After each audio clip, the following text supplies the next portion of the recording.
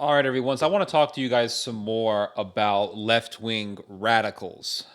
We would be shocked to find out what these people really believe. Left-wing fanatics who want to defund the police or they want to abolish the police, they always come across as people of justice. We just want justice. We want police justice. We want criminal justice. We just want equality and equity for everyone. Economic justice, food justice. As you can see, these people, all they're eating is KFC. This is injustice. They should be eating kale every single day, kale chips, and really braised sunflower petals.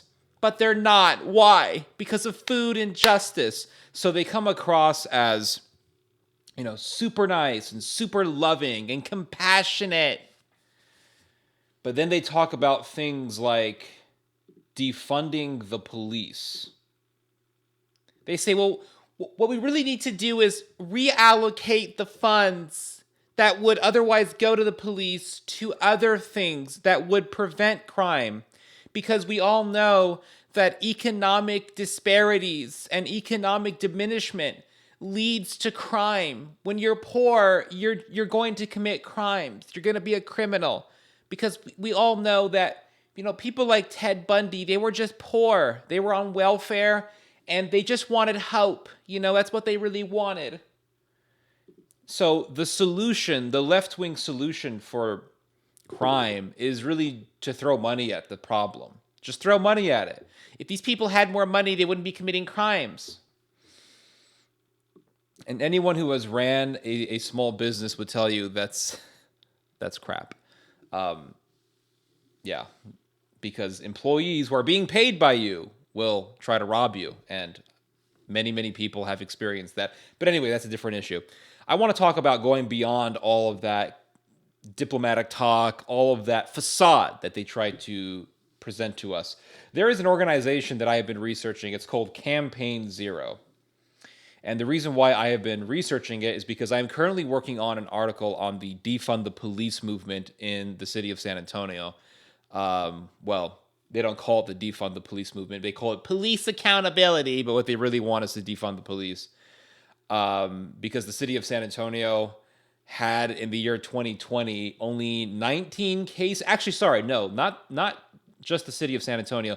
The entire county that San Antonio is in, which is called Bexar County, the entire county, which consists of over 2 million people, had only 19 cases in which police officers had to shoot someone.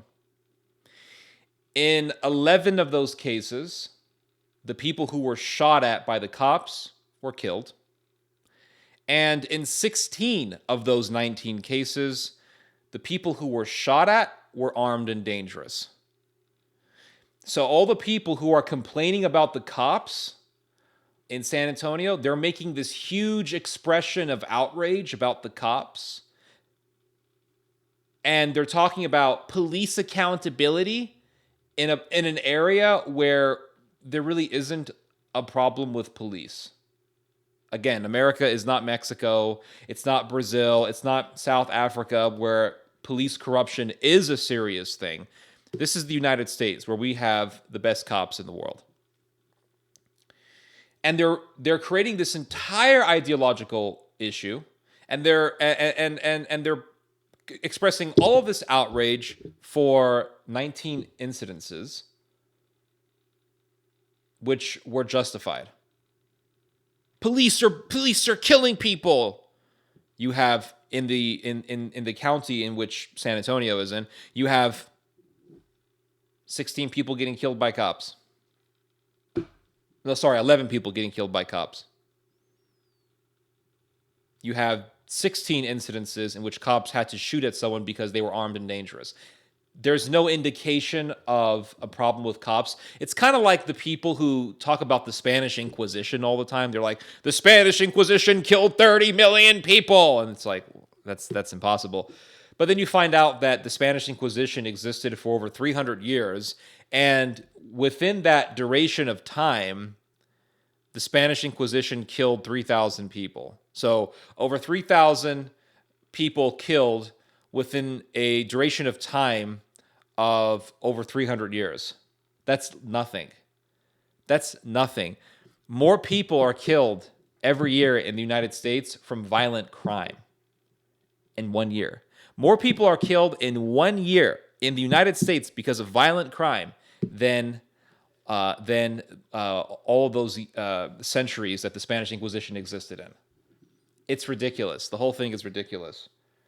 We have a huge problem with violent crime in the United States. We have thousands of people killed every year because of violent crime. Most of these situations are gang-related, granted, but nonetheless, a lot of innocent people also die in this country every single year. But we're talking about the cops.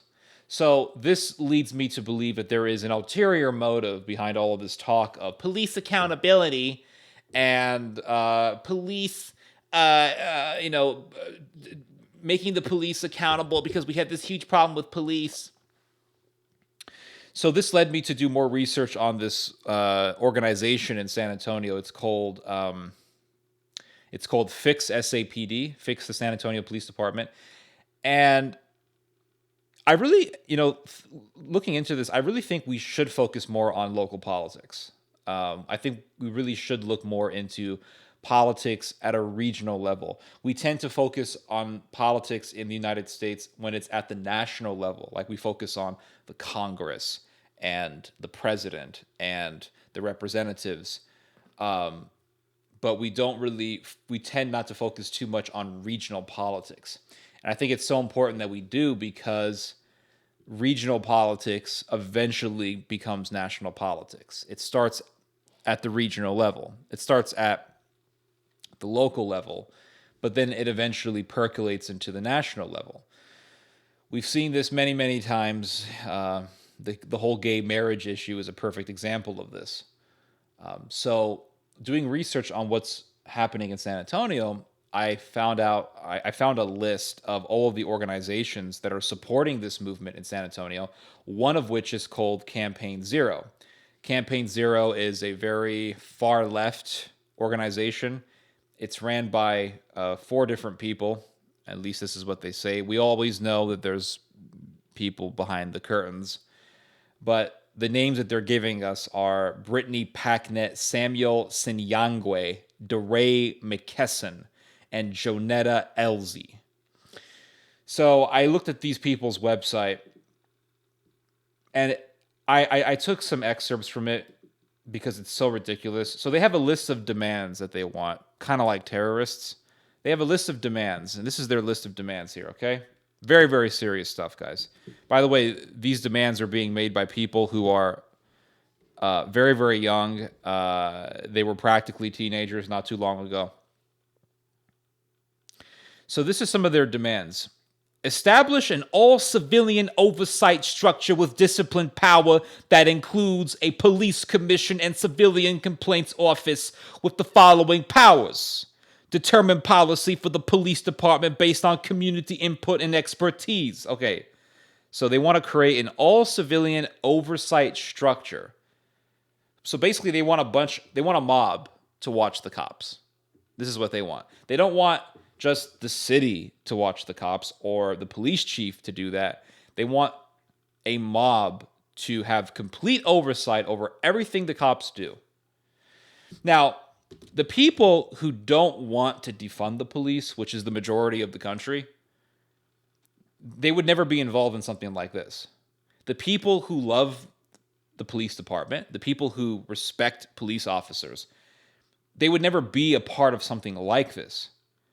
The only people who would volunteer themselves, or who would want to be, because this is not volunteer, as you'll see in a little bit, the people who would want to be a part of a civilian oversight commission would be the people who want to defund the police, or they want to abolish the cops, and they hate cops. And they would look for any little reason to penalize officers. If you don't believe me, It's really, really obvious why this is true. How many examples, how many stories have we heard where a cop shot someone justifiably and the cop was still attacked by the mob? We saw this, for example, in Pennsylvania. There was a guy, I don't remember his name, but there was a guy who tried to stab an officer with a knife, and the officer shot him. Anyone who watched the video and who has a small measure of decency, the slightest measure of decency, would know that the officer was justified because the officer was not just acting in the capacity of an officer, but he was also acting in the capacity of a human being.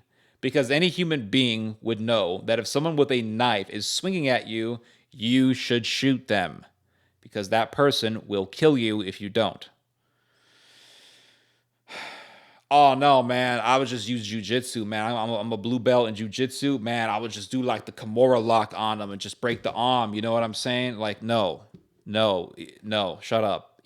Even people who are very well trained in jiu-jitsu will tell you, if someone with a knife is coming after you, you are better off running than fighting them. So another example is the story of Ma'Khia Bryant. Ma'Khia Bryant had a knife and was about to stab another young lady. Cop comes, sees the situation, assesses what is happening, uses deadly force to save the life of the woman who was about to be stabbed. The officer was still attacked by the mob. Another great example, the example of Michael Brown. The officer, Michael Brown, was robbing a store, or he was trying to rob a store. The guy at the store calls the cops. Police officer arrives, says, what's the problem? Michael Brown is not complying with the officer's orders. The officer is trying to reason with Brown. Brown is unreasonable. Brown attacks the officer. Brown tries to grab the pistol from the officer. Officer understands that he is now in danger for his life, manages to get his weapon, and shoots Michael Brown and kills him. The mob still attacked the officer.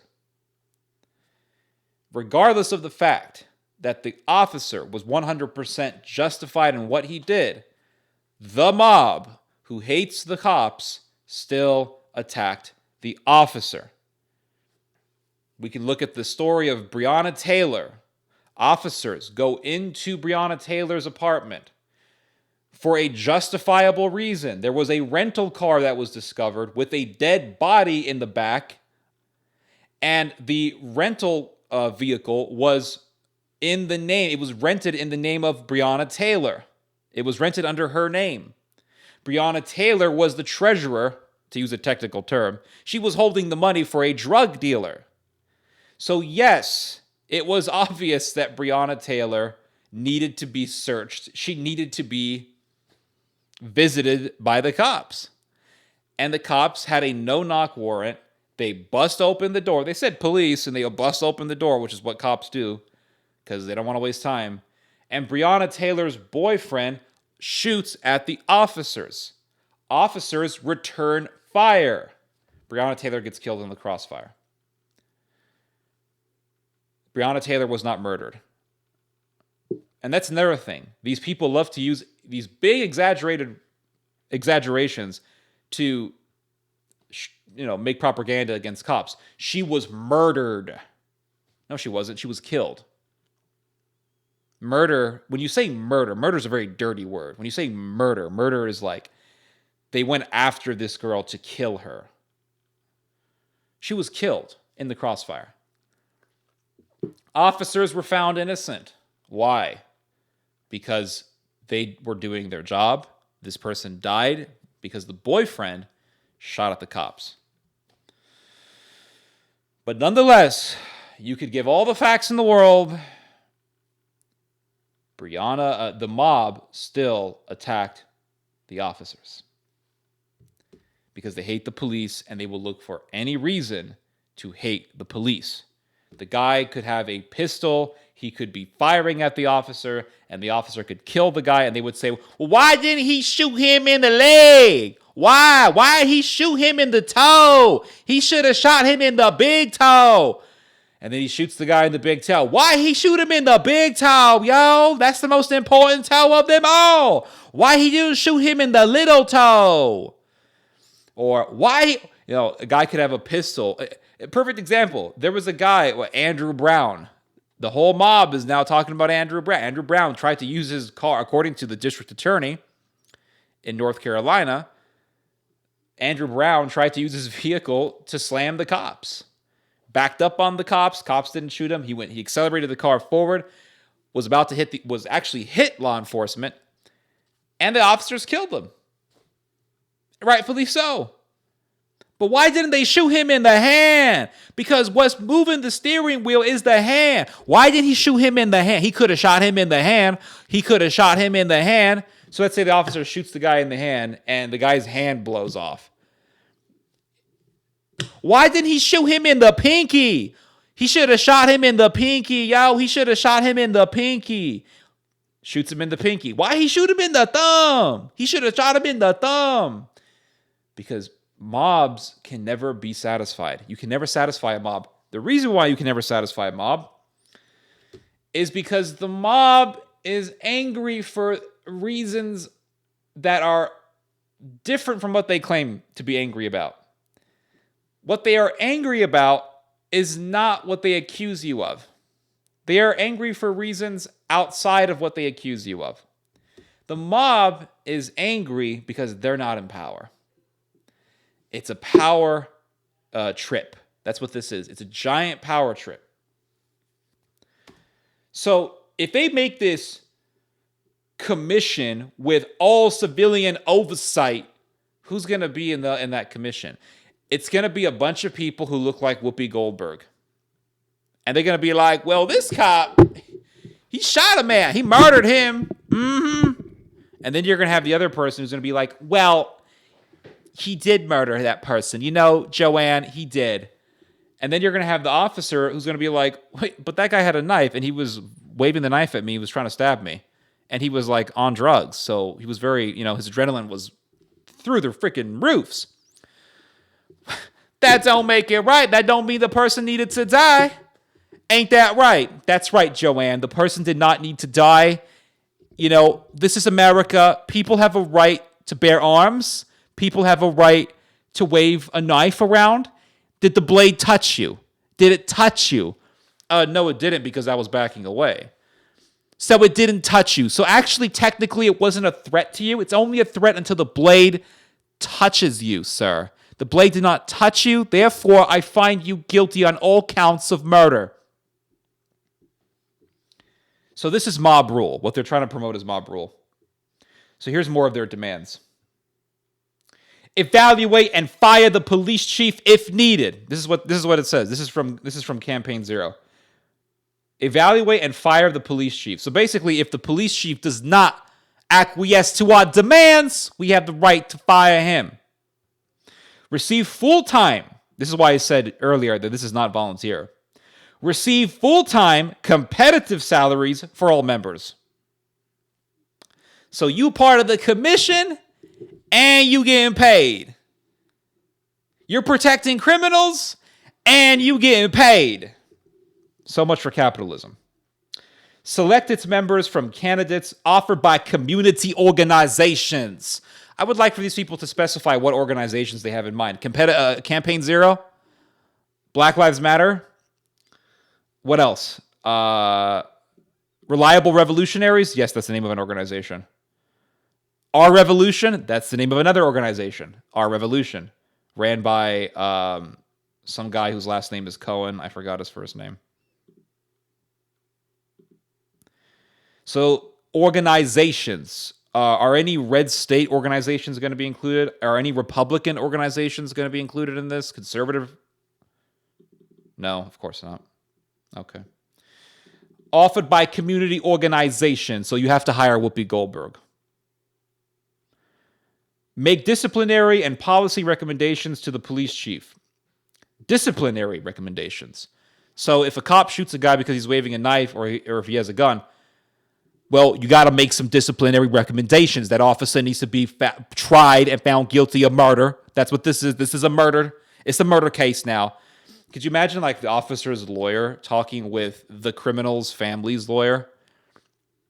And the officer's lawyer is like, listen, my client was defending himself. The guy had a knife.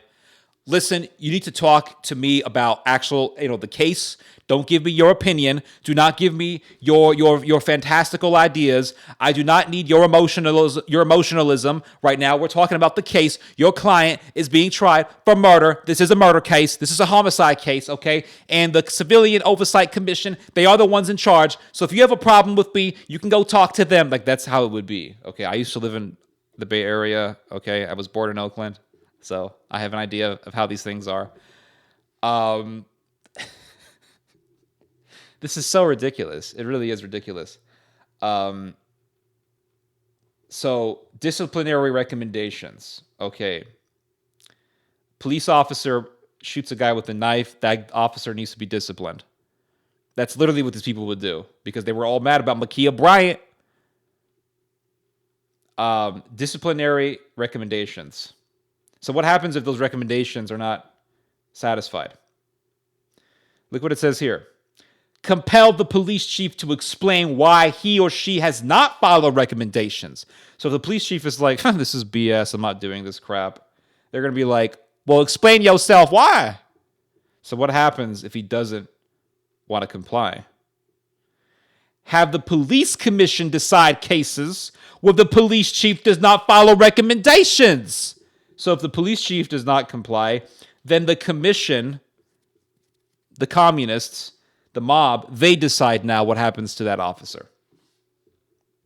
I love this. So what about evidence that could help the officer?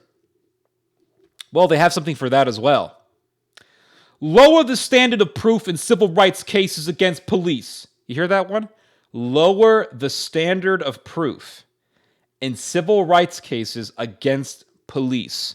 So in other words, you can make all sorts of accusations against an officer with a minimal amount of evidence. Officer shoots a guy with a knife. Well, he had a knife. Well, since we lowered down what constitutes police brutality, I guess you out of luck, fool. Recruit police officers. This is another one of their demands. Recruit police officers who represent the demographic characteristics of their communities. So in other words, if you're in a black area, only black cops. White area, only white cops. Hispanic area, only Hispanic cops. So not only do they want mob rule, they also want segregation. And here's the thing, the Democrat, I'm gonna sound like a total conservative Candace Owens type right now, but it's the truth. The Democrats were the party of segregation. And now they want to segregate us. But they're doing so in a more strategic manner. Instead of saying, I don't want to see black people in my neighborhood, they're saying, what we really need right now is community organization. That means only commissioning cops based on the demographic that they come from. Okay, if it's all black folks there, we need black officers there because they're the only ones that will understand the community. White officers, Hispanic officers, Asian officers, they don't really understand the community as much. Complete insanity. Complete and utter insanity. It's segregation. Just like how now they have a black national anthem, which to me is kind of funny. I think what they should have done is use that song from Coming to America with the band Sexual Chocolate. They should have sang that song. That would be the black national anthem. I would find that so hilarious. And it would actually make more sense if they did that. Yeah, it's just segregation. It's mob rule. It reminds me of something that came out of 18th century France, where they had like, what was it? It was the Commission of Peace and Welfare or something like that. Yeah, and also in the Ottoman Empire when they were butchering all the Armenians. Do you know what was the? Do you know what was the one of the departments behind the Armenian genocide? It was called. What was it called? The Department of Progress or something? The Committee of Progress, I think it was called. Committee of Progress murdered over 1 million people. Progress. Which leads me to conclude this video with one last message for you guys, and that is basically what I said in the beginning of this video. You would be shocked if you really knew what these people really believe in. They say, we need economic justice, police justice, criminal justice. That's what they say in front of the cameras. But what do they really say behind the cameras? What do they really say? I can guarantee you whatever they really say will disturb the hell out of you. I knew this, I don't really know her that well, but I met this girl a number of weeks ago, and she was telling me how she was this liberal, and she's a Democrat, and she's pro-LGBT rights. She loves, loving everyone. So then we start talking about her job, and she's telling me about how she's basically a social worker, and she deals with poor families. And she said that she worked with poor white families because she worked in a majority white area, and these were poor white folks that she was working with. And she said that a lot of these kids, their parents don't take them to school, their parents don't buy them clothes, their parents don't do anything for them. And she said, these kids would have been better off if they were just aborted before they were born, if they were just killed at the womb. And I was like, oh, eugenics.